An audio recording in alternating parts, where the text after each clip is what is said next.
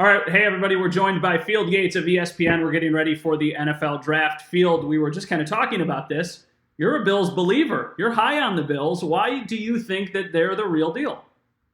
Yeah, I think ultimately in the NFL, we're on the outside. I guess this applies to all sports. But here's how I've always boiled things down to, is that we cannot forecast precisely the results of what will happen. And we certainly don't have all the information behind every decision that is being made. But I've always found that one of my jobs, one of my primary objectives with ESPN covering the NFL, is to do my best to understand the why behind decision-making that is taking place throughout the league. And not every single decision has worked out perfectly under Brandon Beane and Sean McDermott. They'll be the first to tell you, but no coach and GM combo has that happen to them. But what I will say is I'd be hard-pressed to think of a move that I didn't agree with. I thought the process behind them, I know fans sometimes get sick of hearing the word process, but I have sort of believed in, and I can see myself, why you'd make the investment, whether it's players they've acquired in free agency or a trade they may have made for a certain wide receiver earlier this offseason, or players they've selected in the draft, or guys that they have seen to sort of resurrect and make calculated hedges on. Again, no one bats 1,000 in football, but I just sort of agree fundamentally with a lot of the ways they go about their business, which is why I've been a big fan of how this thing has risen over the past, let's call it, really 2 seasons, but the past 3 seasons in totality. I feel like you could probably say this about every NFL market, but here in Buffalo, we're kind of in a little bit of a bubble, and most of the media and the fans kind of think that this is the year that the Bills can take a step. For you, you have the national perception on everything. What is the national viewpoint on the Bills? Do people around the league think this team is pretty good? Yeah, they sure do. And defensively, there's no questions, right? Like, it's not – there's very few holes on this defense. I think that some of the players that they are going to have to replace this year, they already have the answers.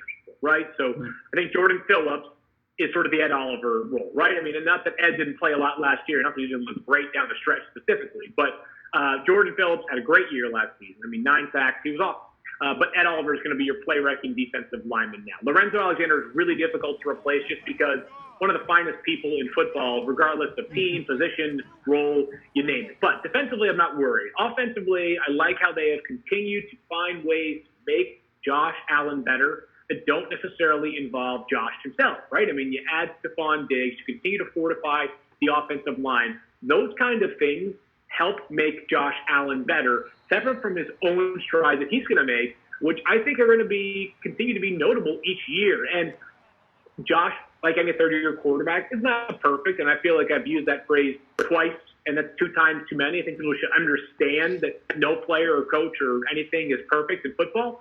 But I think there's a lot of good stuff for Josh to build off of, and I don't feel like I need to necessarily lay out the areas of specific improvement, but everybody knows. I mean, accuracy has to continue to be an emphasis for him, and then decision-making. If he could continue to improve in those 2 fundamental categories, the Bills are going to be just fine on offense. Is the AFC the Bills' division to win, which is crazy, even uttering that sentence after all these years?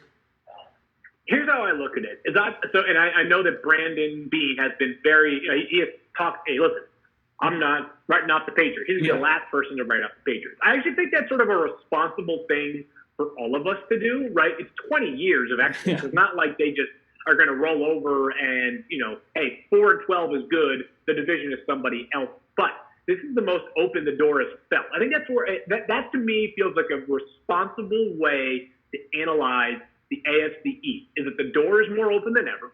And if you had to stack the rosters, 1 to 53, I guess 1 to 90, really, the 4 teams, I think there's an excellent case that the Bills have the most talented roster. Now, it's what happens on Sundays that matters, and it's how you handle expectations, because it's a little bit different being the hunter versus the hunted. But I think the Bills certainly have a chance, and the playoffs obviously should be the expectation after having made it last year, but winning the division should be a goal.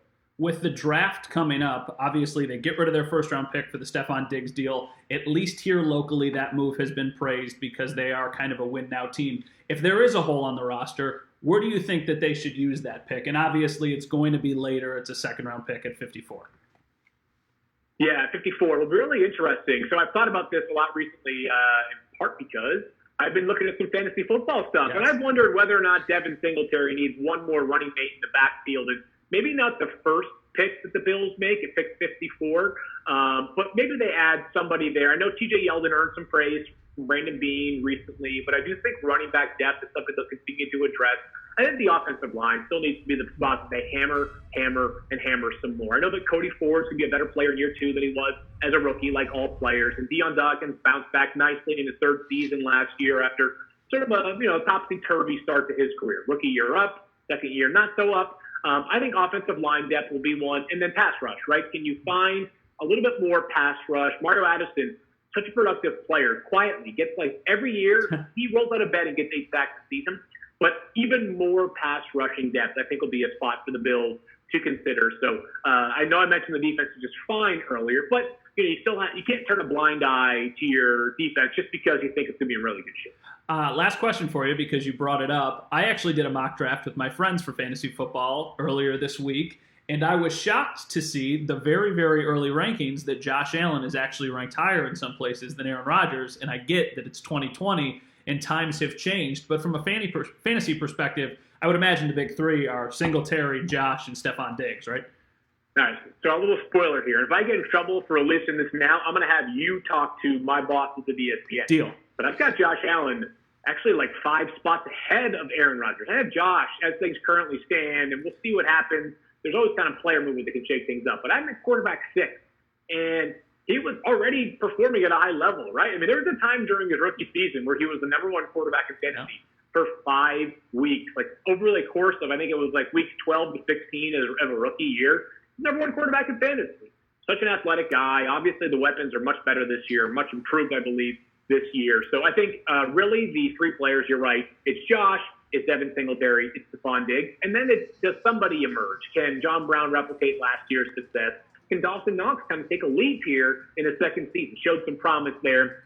Will Cole Beasley, he'll probably end up being one of those guys that if you play in a 16-team league and you have a bye, you're going to start Cole Beasley. Not an every week starter, but he's kind of been that throughout much of his career. No reason to think that'll change going forward. A really good football player, and in fantasy, he kind of is what he is. Well, thank you so much. We won't talk about the Josh Allen stuff. Don't worry. Nobody will hear that. But Okay. Thank you for your time, and stay safe.